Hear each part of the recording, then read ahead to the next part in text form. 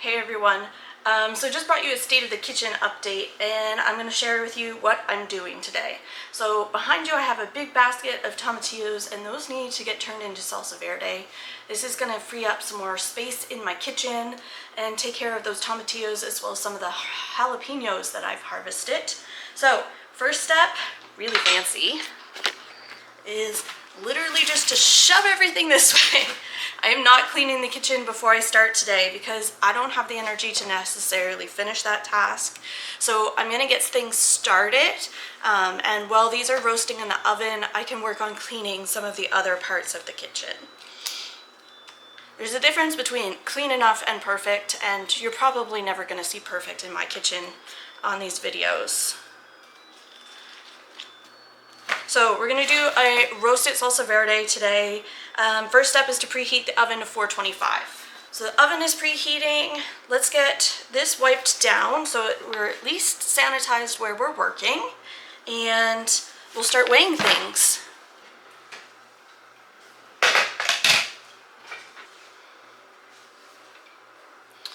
So I'm first going to start with just weighing my tomatillos.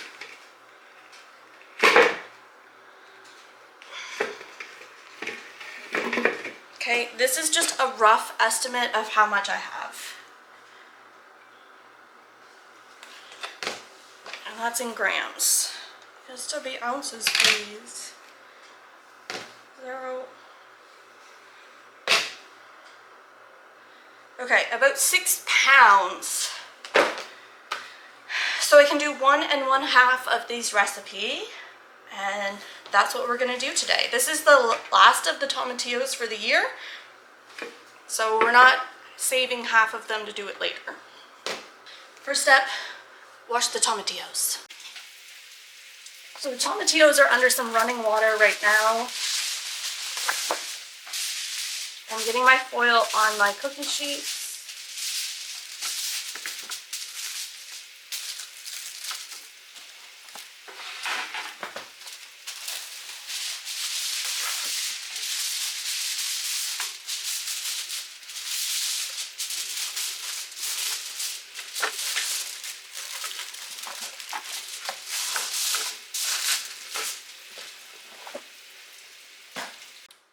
Alright, I'm going to split the tomatillos half and half. I've already weighed them. It's close enough. I'm not going to fiddle with this recipe and have it be perfect. It's going to be safe. That's all that matters.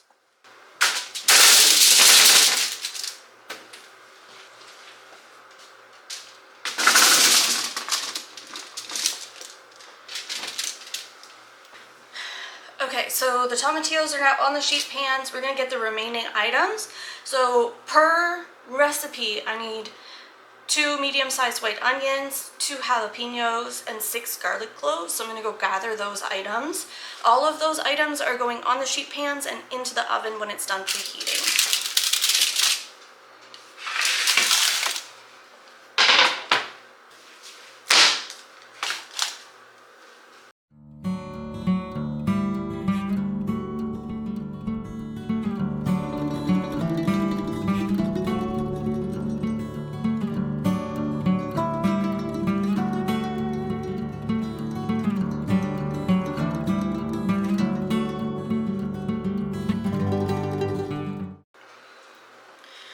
Okay, 2 jalapenos per batch, so we're going to do 3 total for our batch and a half. I'm just going to wash these under cool running water.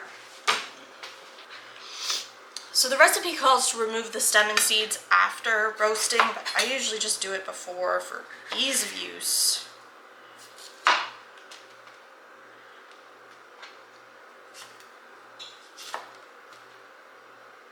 These are going to go in our chicken bucket. Chickens can't taste spice, so they will love the pepper seeds.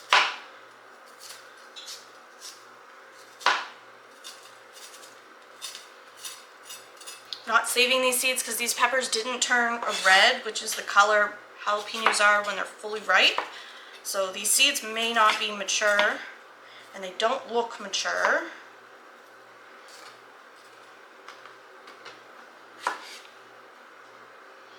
If you're really sensitive to spice, you can wear gloves while you're de-seeding the peppers.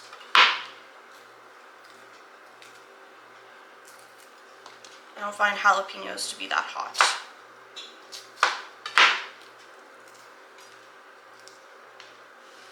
Okay, so there, get to that chicken bucket.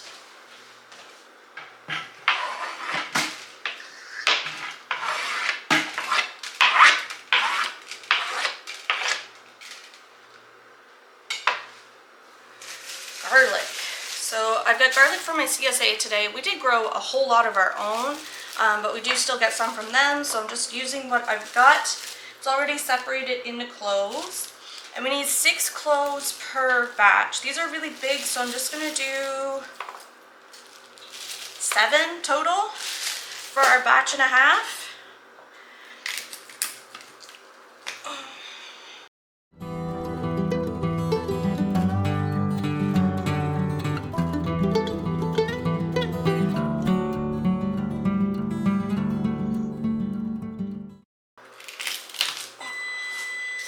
With our oven preheating.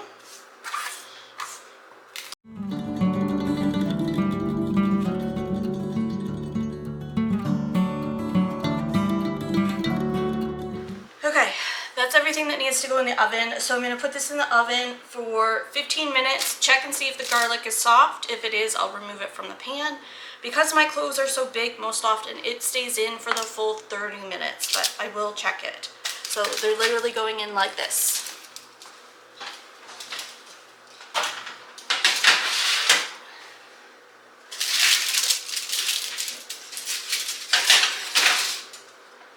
And now I have 30 minutes to take a break if I need to, or to clean the kitchen. So I think I'm gonna start, because I still feel okay, cleaning the kitchen, putting away what we didn't use from this batch, and flipping the dishwasher. So let's do that. Our salsa items are all done from the oven, nice and roasted. These are gonna be cooling until I can handle them. I'm gonna go do a couple other things. I posted on my Facebook group to the neighbors to see if I could get their pumpkins and fall decor for my chickens. Great way to recycle or compost. And I'll get a couple other things done while this waits. So behind me I've got the tomatillos. They're finally cooled. I have my blender cup here and we're gonna get to blending. This is a roasted tomatillo salsa and it's blended. It comes out a nice smooth texture. So it's not a chunky salsa by any means. So I'm literally just adding everything to the blender cup. Let's make sure you can actually see.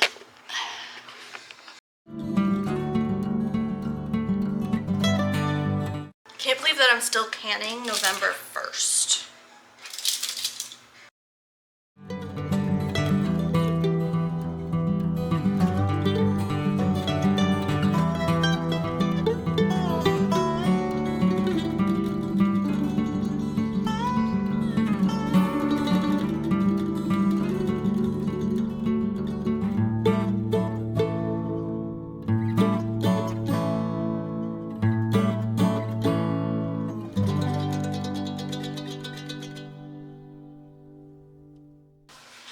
Alright, a batch and a half still fits in my medium-sized stock pot. I'm just going to add the last few ingredients, which is some lime juice. If I had it, it would be cilantro. I don't, and it's safe to omit from this recipe, so I just leave it out. Some salt and some pepper. So, first, some lime juice. You can use fresh, but I just have bottled.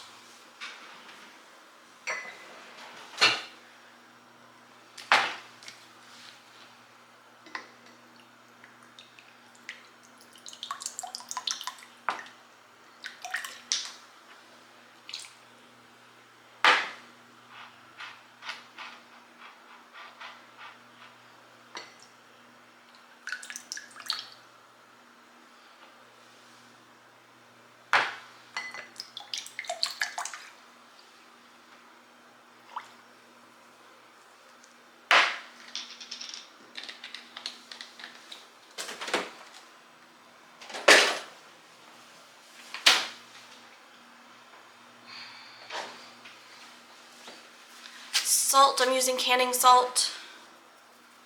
Teaspoon. And this is just so that we don't get any weird discoloration, because iodized salt can change the color of your food when you're canning. So I'm doing 3 teaspoons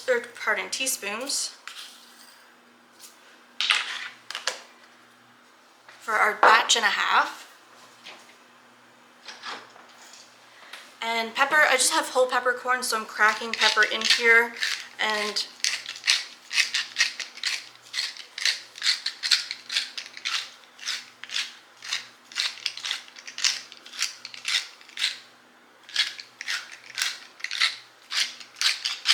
okay, obviously that's not like a super close measurement, but dry seasonings are not for canning safety, they're just for flavor, and that is fine.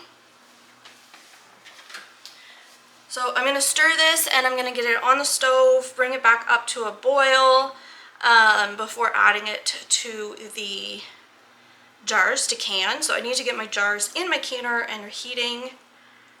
Not the most organized today, but we're getting stuff done. So our salsa verde has come to a simmer, so that is now ready. Our pots are also, our jars are also warm. So we need to fill these jars with a headspace of a 1/2 inch.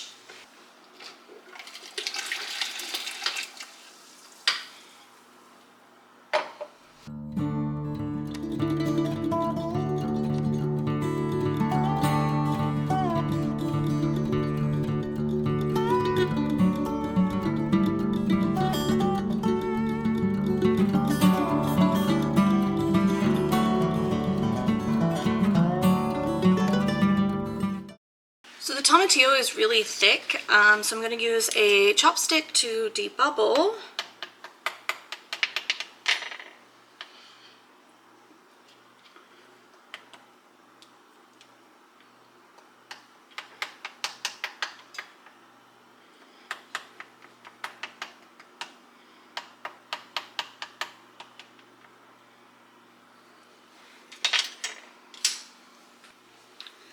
And we're measuring for a 1/2 inch headspace.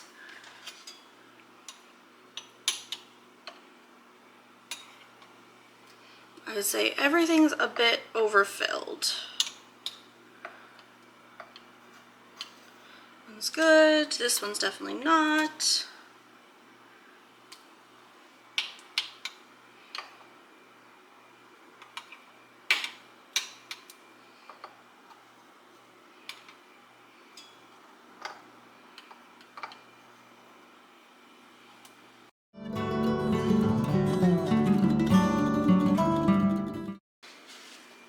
If you've watched some of my other canning videos, you might find some of these steps a little repetitive, but if this is the first one you're coming across, you'll want to know that you need to wipe your rims with a paper towel. If you've got a really sticky or oily thing that you're canning, you might want to use some white vinegar just to clean those edges of the jars a bit better to ensure a better seal.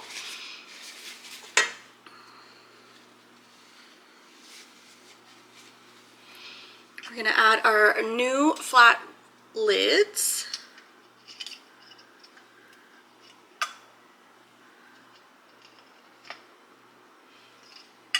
It's best practice to wash these in hot soapy water.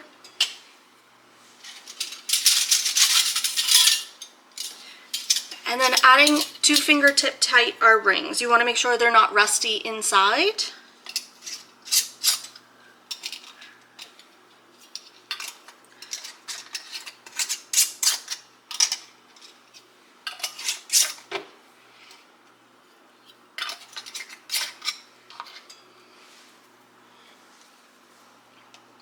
I'm going to add these back to the canner.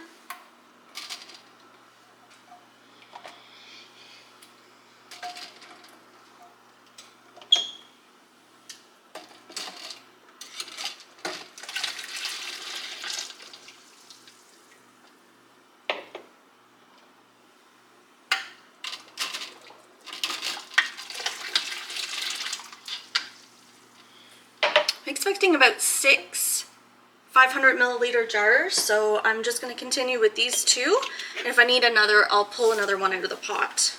I always prepare more jars in the canner than I anticipate needing, just in case I end up with more product.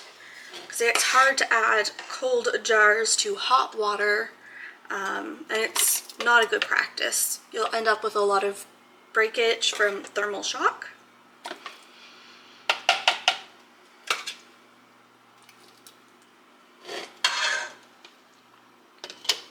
So I'm going to go ahead and check the headspace in this jar first.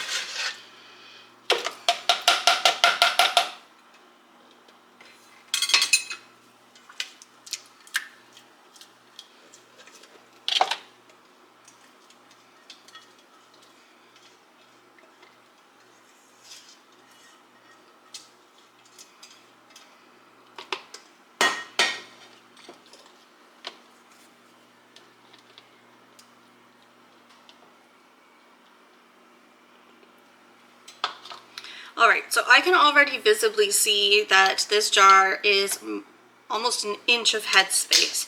So what I'm going to do is I'm still going to process this. It's not going to be shelf stable because there's too much headspace, but I want to fully process this salsa. So I'm reusing a lid, and this is only because when this is done processing, it's going to cool and then immediately go in the fridge. And that's okay. I want it to taste like all of the other ones, not have anything be different. So I'm just going to go ahead and process that with the same as with the others. So we're going to bring up our pot here with our jars to a boil, and then we're going to process that at a rolling boil for 20 minutes. And in the meantime, I'm going to clean up everything so I can surrender the kitchen to Chris for him to make dinner. So our salsa verde was boiling in our water bath canner to process for 20 minutes. I allowed it to cool for 5 minutes, and now we're just going to remove them and set them aside.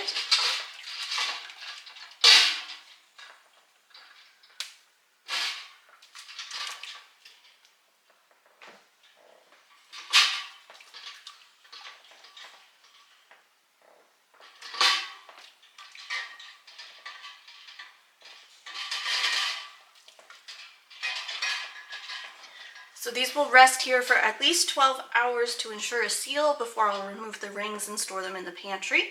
But we have another 6 pint jars of salsa verde for the year.